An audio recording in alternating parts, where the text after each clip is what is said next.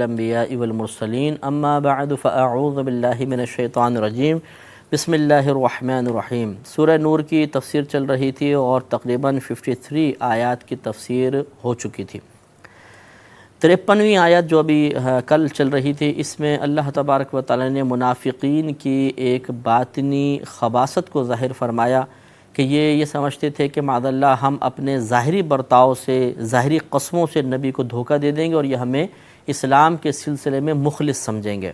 تو وہ واقعی قسمیں کھاتے تھے کہ اگر آپ ہمیں جہاد کا حکم دیں گے تو ہم ضرور آپ کے ساتھ چلیں گے۔ تو یہ اللہ نے بیان فرمایا وَأَقْسَمُوا بِاللَّهِ، اور انہوں نے اللہ کی قسم کھائی، جَهْدَ أَيْمَانِهِمْ، اپنے قسموں کے میں حد سے کوشش کرتے ہوئے، لَإِنْ أَمَرْتَهُمْ، کہ اگر حکم دیں گے اے رسول آپ انہیں، لَيَخْرُجُنَّ، تو وہ ضرور نکلیں گے۔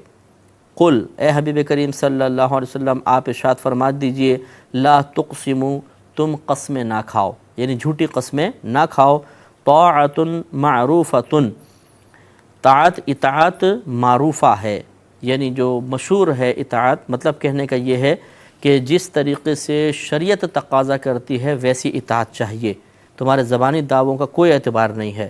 ان اللہ خبیر بما تعملون، بے شک اللہ تعالیٰ جانتا ہے ان تمام کاموں کو جو تم کر رہے ہو۔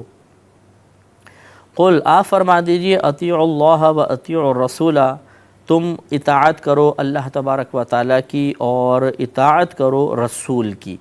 مستقل دیکھیں دو لفظ لائے، اطیعوا ادھر بھی ہے، اطیعوا ادھر بھی ہے۔ اللہ تعالیٰ یوں بھی فرما سکتا تھا قل اطیعوا اللہ والرسول، ایک ہی اطیعوا لے کر آتا، لیکن اللہ تبارک و تعالی نے دو اطیعوا بیان فرمائے۔ اس میں شارحین مفسرین یہ بیان فرماتے ہیں کہ اس کا مطلب یہ ہے کہ جس طرح اللہ تبارک و تعالی کی اطاعت ہم پر لازم ہے، اسی طریقے سے نبی کریم صلی اللہ علیہ وسلم کی اطاعت کو بھی معمولی نہ سمجھا جائے، بلکہ اس کا بھی بہت درجہ اور مقام ہے۔ اگرچہ بالکل اس میں کسی کو تردد نہیں ہوگا کہ اللہ کا مرتبہ رسول کے مرتبہ سے فوق ہے، اعلیٰ ہے، اور اسی طرح ہر صفت میں، ہر چیز کے اندر اللہ تبارک و تعالیٰ کو ہی فوقیت اور برتری حاصل ہے، لیکن اہمیت پیدا کرنے کے لیے اللہ تبارک و تعالیٰ نے سمجھا دیا کہ جس طرح اللہ کی اطاعت ہے ویسی ہی رسول کی اطاعت چاہیے، کمتر یا حقیر نہ سمجھیں، کیونکہ رسول اپنی مرضی سے کوئی اطاعت نہیں کروائیں گے، وہ اللہ کے حکم سے اطاعت کروائیں گے۔ تو گویا کہ رسول کی اطاعت اللہ کی ہی اطاعت ہے، اگر آپ اللہ کا کہنا مان رہے ہیں تو حقیقتاً آپ رسول کا ہی کہنا مان رہے ہیں، کیونکہ ان کے وسیلے سے ہی اللہ تعالیٰ کے احکامات ہم تک پہنچتے ہیں۔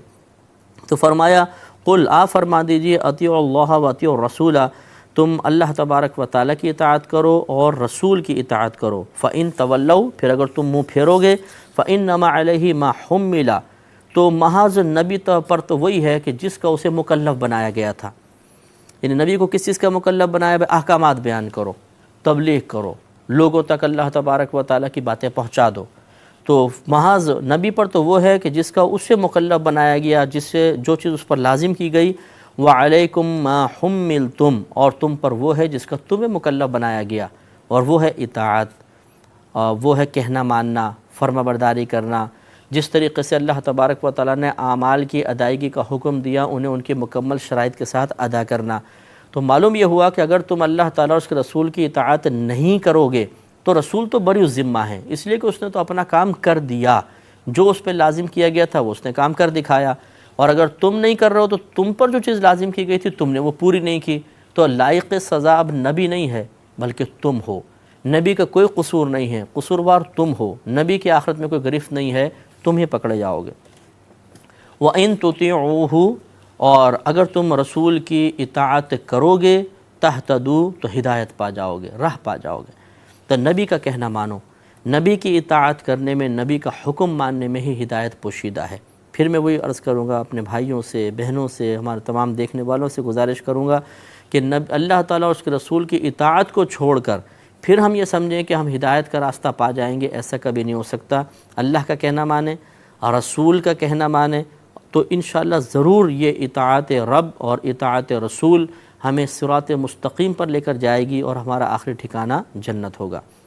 وما علی الرسول، اور رسول پر تو فقط اتنا ہی لازم ہے، الا البلاغ المبین، کہ صاف پہنچا دینا، یعنی نہیں ہے رسول پر مگر واضح طور پر پہنچا دینا، جس کو ہم اگر حصر والا معنی کریں یوں بھی کر سکتے ہیں کہ رسول پر تو صرف پہنچا دینا ہی لازم ہے، اللہ کا پیغام تم تک پہنچا دینا لازم ہے، اس کے بعد رسول کو کسی چیز کا مکلف نہیں بنایا گیا۔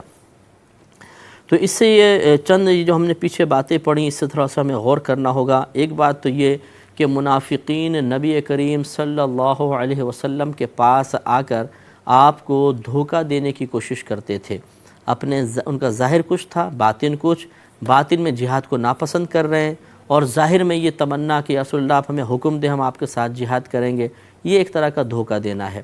تو کیا خدا نخواستہ ہم محاسبہ کرتے ہیں کہ ہم بھی اسی میں مبتلا تو نہیں؟ کہ ایسا تو نہیں ہم ماں باپ کے سامنے اس طرح کہتے ہیں جی آپ حکم تو کر کے دیکھیں ہم یہ کام کریں گے، ماتحت افسر سے تو ایسا نہیں کہہ رہا، بیوی شوہر سے تو اسی طرح دھوکہ نہیں دے رہی، شاگرد استاد کو تو اسی طرح دھوکہ نہیں دے رہے۔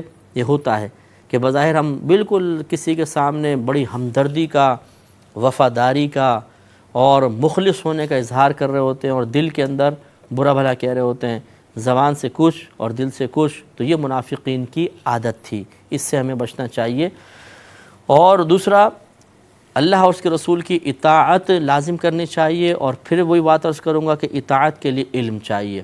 کس مقام پہ اللہ اطاعت کا حکم دے رہا ہے، کس مقام پہ رسول اطاعت کا حکم دے رہا ہے؟ مثال کے طور پہ نگاہوں کے سلسلے میں احکامات کیا ہیں، زبان کے استعمال کے سلسلے میں، باتیں سننے کے سلسلے میں، کاروبار کرنے کے سلسلے میں، شادی بیاہ کے سلسلے میں، دنیاوی تعلیم حاصل کرنے کے سلسلے میں، ان تمام چیزوں کے بارے میں کیا احکامات ہیں؟ جب ہم وہ جانیں گے تو پھر سیکنڈ مرتبہ ہوگا اطاعت کا، کہ جاننے کے بعد پھر اطاعت ہوتی ہے۔ تو جس نے علم ہی نہیں سیکھا وہ کبھی بھی اللہ اور اس کے رسول کی اطاعت صحیح طریقے سے نہیں کر سکتا۔ اور نیکسٹ یہ کہ جیسے آخر میں اللہ نے ارشاد فرمایا کہ رسول پر تو فقط واضح طور پر پہنچا دینا ہی لازم تھا، اس سے زیادہ کا اللہ نے مکلف نہیں بنایا۔ اگر کوئی آپ کی بات نہیں مانتا تو اس میں نبی کا قصور نہیں، یہ اس کا قصور ہے کہ نبی کا تو کام اتنا تھا، اس پہ اتنا ہی فرض تھا کہ وہ اللہ کے پیغام کو لوگوں تک پہنچا دے، اور اس نے پہنچایا۔ اس کے بعد اللہ تعالیٰ نے اس کو کسی چیز کا مکلف نہیں بنایا۔ تو اس سے ہمارے وہ بھائی جو تبلیغ کا کام کرتے ہیں، تبلیغ کا فریضہ سر انجام دے رہے ہیں، نیکی کی دعوت دیتے ہیں، برائی سے روکتے ہیں، انہیں بھی غور کرنا چاہیے کہ جب نبی جن کا مقصد ہی لوگوں کو ہدایت دینا ہے، ان کا کام صرف یہ تھا کہ وہ اللہ کے پیغام کو پہنچا دیں، تو ہم جو ان کے نائبین شمار ہوتے ہیں تبلیغ دین کے سلسلے میں، تو ہم پہ تو بدرجہ اولا یہی لازم ہے۔ لہٰذا شدت کرنا، سختی کرنا، جیسے ایک بچہ ہے گھر کے اندر، وہ نمازی بن گیا، وہ نیک بن گیا، اس نے مثلا داڑھی رکھ لی اور نیک اعمال کرنے لگا، تو بعض اوقات وہ اپنے جذبات کو قابو میں نہیں کر پاتا اور چاہتا ہے کہ پرتشدد طریقے سے پورے گھر والوں کو دین کی طرف مائل کروں۔ تو وہ ٹی وی چلنے میں برا بھلا کہنا، بے پردہ نکلنے پر وہ بہت ہی زیادہ پرتشدد طریقے سے سمجھانے کی کوشش کرنا، اس کا نتیجہ یہ نکلتا ہے کہ وہ لوگ بعض اوقات گھر والے ضد میں آ جاتے ہیں اور اس کی دینداری کے سلسلے میں ان کو بیزاریت محسوس ہونے لگتی ہے اور بوجھ بن جاتا ہے، اور پھر وہ برائیاں شروع ہو جاتی ہیں۔ خود گھر والے جا کر کہتے ہیں بھی یہ تو ہمارے لیے عذاب بن گیا، پتہ نہیں کن لوگوں کے ساتھ بیٹھنے لگا ہے۔ تو بڑی حکمت کے ساتھ آپ کا کام ہے نرمی کے ساتھ اللہ کے پیغام کو پہنچا دینا، یہی نبیوں کا کام تھا، اس سے زیادہ کا آپ کو مکلف نہیں بنایا گیا۔ ہاں، گھر کا سرپرست جو ہے اس کے لیے نبی کریم صلی اللہ علیہ وسلم کی اور اللہ کی تعلیم یہی ہے کہ وہ حکمت کے ساتھ تھوڑی بہت سختی کر سکتا ہے زوجہ پر، بچوں پر، لیکن وہ بھی بڑی حکمت کے ساتھ۔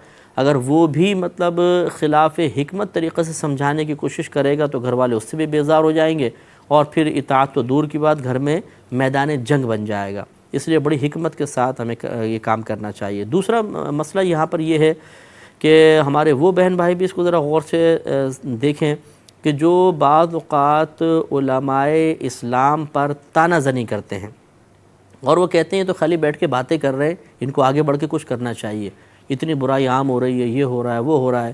تو میرے پیارے بھائیوں اور بہنوں، آپ تھوڑا سا غور کیجئے کہ جب نبیوں کو اس بات کا مکلف نہیں بنایا، ان کا کام صرف یہ تھا کہ وہ اللہ کے پیغام کو پہنچائیں۔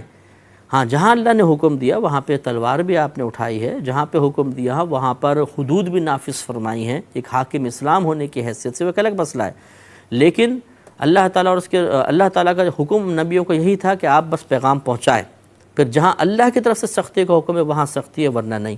تو اسی طریقے سے علماء کا معاملہ ہوتا ہے. علماء جو ہیں یہ نائبین رسول ہوتے ہیں، یہ نبی کے قائم مقام ہوتے ہیں، یعنی ان کے خلیفہ ہوتے ہیں سمجھ لیجئے. تو اللہ تبارک و تعالیٰ نے جب نبیوں کو اس بات کا مکلف نہیں بنایا تو پھر ہمیں کیسے بنائے گا؟ تو پھر اب یہ تانا زنی کرنا کہ جی علماء کیا کر رہے ہیں اور یہ ہو رہا ہے وہ ہو رہا ہے، ہمارا کام ہے پہنچانا.